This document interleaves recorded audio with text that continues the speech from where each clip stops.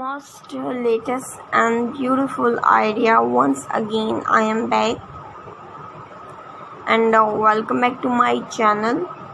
So this pattern is most beautiful, colorful embellishment, color combination, different patchwork, crochet crafting, like crafting for like woman fashion style socks look, sleepers, like carpet sleepers, and beautiful ideas crocheting carpet shoe socks, which are cozy and beautiful ideas styling.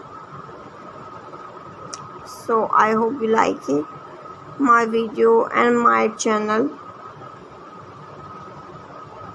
and like different style, like increase at ends to keep the oval shape until the sole is this thread size, and attach on at the center front of the sole. Work in continuous saying rounds or back and forth in rows, increasing as necessaries to shape the true.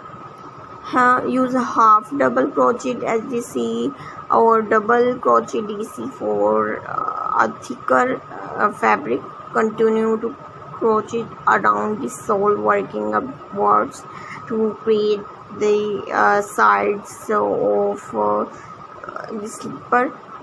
The sides can be as high or low as you like, depending on your preference for shoe or socks height.